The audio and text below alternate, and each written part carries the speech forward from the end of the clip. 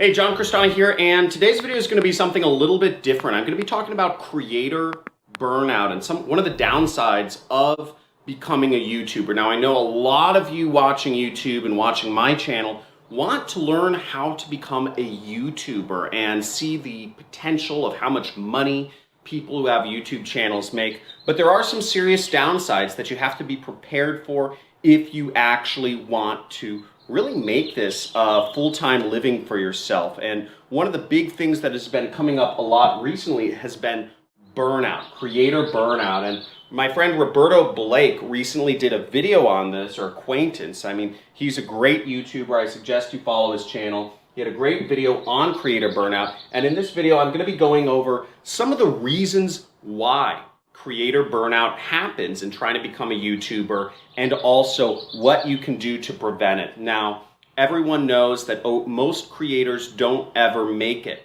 and I'm going to be going over the reasons that prevent many people from becoming full-time YouTubers. So welcome, and watch out. We're going to have a lot of interesting content. Let's get it.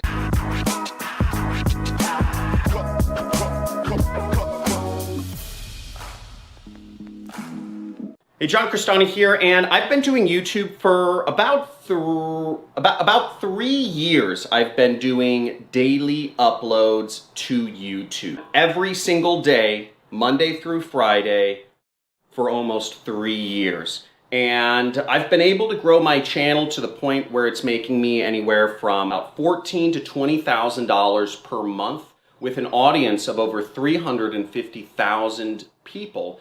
But it hasn't been easy, and many people don't make it even past 10,000 subscribers on YouTube. And I'm going to be going over some of the reasons why this happens. It's a phenomenon of mental health called creator burnout. And some of the major reasons why this happens is because of it's the YouTube algorithm and how to play with the YouTube algorithm. Now, for me, there have been times in being a YouTuber where it's just been anxiety provoking to create another upload, or during 3 years to not miss an upload date has just been really difficult. So I've experienced a lot of these things, but I've barreled through. So why does this happen? First off, YouTube has a big preference for regular content, and I'm talking, in order to get boosted by the algorithm, you really need to be uploading at least 3 new videos every single week consistently for many months on end. And to be able to do that and not miss an upload date is really difficult for most people from who I've talked to. And it's also difficult for myself because life situations happen, things come up. But the YouTube algorithm doesn't care. The YouTube algorithm doesn't care if your family member's sick, or if your dog has to go to the hospital, or if your computer's broken, or if your video camera has a bug in it, or your software's whatever, your job, your work schedule gave you extra hours. YouTube algorithm doesn't care. All it wants is regular content. And unfortunately, if you miss an upload date, it's going to, from the best I know, severely hinder your progress in becoming a YouTuber. The other factor is the algorithm, from what I see, prefers a narrow focus of content. Now, from what you've seen on my channel, I talk about just affiliate marketing. Really, I'm just talking about affiliate marketing and ways to get traffic for doing affiliate marketing, and also how to do advertising, but everything's focused around affiliate marketing. Now, with such a narrow focus, you end up repeating yourself day after day, or at least week after week, or month after month, especially if you're doing YouTube for years on end. And to really box yourself into a narrow focus, as we're all complex human beings here, it can be a bit difficult mentally to just do the same thing day after day when, for me, and for instance, there's a lot of subjects I want to talk about. I want to talk about being a digital nomad. I want to talk about taxes. I want to talk about complex optimization theory. I want to talk about all of this stuff. But the issue is, I've released videos on all these topics, but again, YouTube won't show that content to many people, nor will it get boosted by the algorithm, because it doesn't lie in that narrow focus that YouTube really prefers in order to keep the momentum of a channel going. It's kind of unfortunate. I do see people requesting many video topics, but I know that they won't cater to the YouTube algorithm. And this is something you have to keep in mind, is that being a YouTuber can, end up getting towards becoming a little bit of a job, because you really have to stick within your narrow focus if you actually want to make an income off of YouTube, or else your videos aren't really going to get picked up and aren't going to be shown to anyone, and then you're just kind of shooting blanks. The next reason why YouTube can be, creator burnout happens is bullying. So, cyberbullying is a real big problem online. If you're a creator, let me know if you've experienced this. But typically for men, for instance, running business channels, you get a lot of hate. You get a lot of people, I've been called a Jew, I've been called a Nazi, not that anything's bad with that, but I've been called a Nazi, I've been called a Jew Nazi. I've been called every single word in the dictionary. I have those comments automatically filtered out now. But still, to get thousands or hundreds of comments a day, just kind of putting people down can be difficult. For women creators, I see just unbelievable things being said about, they're too fat, too ugly, people making fun of acne, or people making fun of skin conditions, or people making fun of the way others talk, or things people do, or things in the background of their videos and people's lives. So, on both sides of the spectrum, there's just a monster amount of bullying, and to be able to put up with that as a creator day after day, week after week, month after month for years can be really wearing on folks, because as humans we're trained to look at the negative and pay more attention to negative things rather than paying attention to positive things or appreciations, etc. So this can really get wearing on people. I know multiple YouTubers who have gotten out and stopped doing their channel completely, or people who have just completely pivoted what they're talking about and basically letting their channels die because of cyberbullying. So it's a real thing. It affects a lot of creators, and a lot of people get out of the game because of this.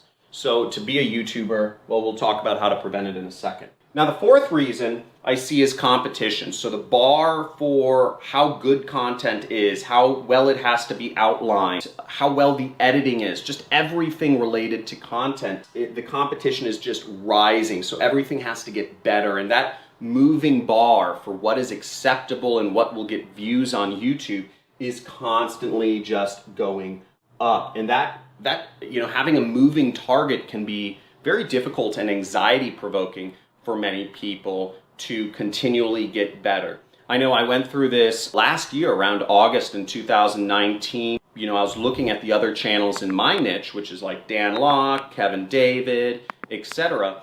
And I saw those channels and I said, oh my gosh, the production quality required for me to get to 1 million subscribers, which had been my goal, I just realized I am going to have to increase my game a lot. Even looking at people like Big Mark, who script out, who have either he does the copywriting or somebody else does, but basically every video is scripted out. Every single sentence, every single word has a script to it. And many other YouTubers do have intense competition, and they have the bar is set very high, especially in competitive niches. Really, all niches are competitive nowadays. I mean, you can find small things here and there, but this is a big factor. And beyond this all is there's an uncertainty around what YouTube actually prefers you to do in regards to content. So not knowing what to do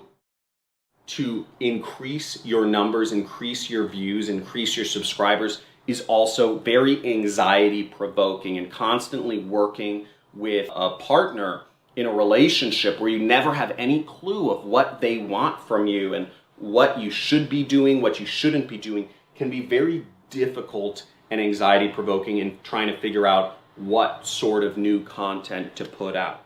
And let me know if this all makes sense and if this is helpful, and also let me know if you are a YouTuber, if you've experienced any one of these issues, such as, the anxiety around regular content, narrow focus, bullying, or competition. I'm going to go into some factors of how you can prevent all this stuff in just a second. But let me know what's been the biggest factor affecting you if you are a YouTuber. I'd be interested to hear. Now, what you can do to prevent some of this stuff is, these are some methods I put into action to help tone this down. Now, unfortunately, with bullying, you're gonna have to develop thick skin if you wanna be on social media. The more successful you'll get, the more haters you will get, no matter what social media you are on, whether it's Facebook, Instagram, you have a blog, you have a YouTube channel, whatever it is, you're going to get haters. So in order to really make this a living, just develop super thick skin and understand that when people bully you or say things about your, the way you look, or say things about, how you talk or what you do or the things you own, then just remember that they're not saying anything, it's not personal, it's a reflection of how they're feeling inside. Maybe that person is jealous, maybe that person had a bad day, maybe that person had something bad happen in their life, and they are looking to expel that negative energy by putting it on somebody else.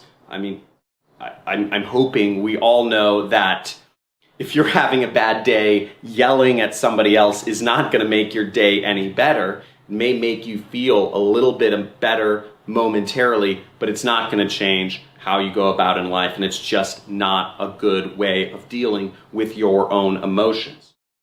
Now, the first thing I do to prevent creator burnout is I always have a backlog of content. Well, lately I haven't been, but again, that's my fault. I usually have 1 to 2 months of content that is backlogged so that I never have to worry about missing an upload date, or I never have to have anxiety about producing my next videos because I have such a backlog of content. That's really helpful, okay?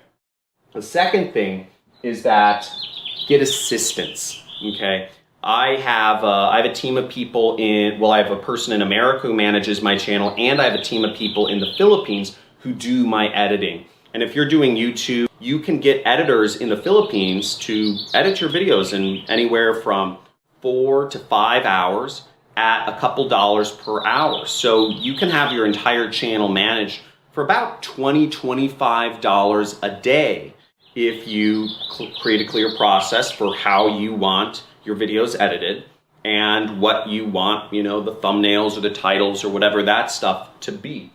So getting assistance, once you start reaching that level where you can afford $20 to $25 per video, can be very helpful in helping take a lot of the work off your hands and make you more efficient in doing what you do best for YouTube, which is usually being on camera or shooting videos. And the third thing is having a clear process. Now for me, I know it takes me about 2 to 2.5 hours per video in terms of outlining it, in terms of coming up with the idea, outlining my talking points, setting up the slides or setting up the websites that I'm going to be discussing, and then actually performing the video, uploading the video, and sharing that with my editing team.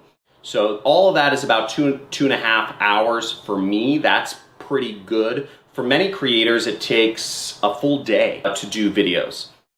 So that's something to keep note of. And if you have an understanding of how long it takes you to do videos, then it makes everything just a lot easier because you have a consistent workflow and process.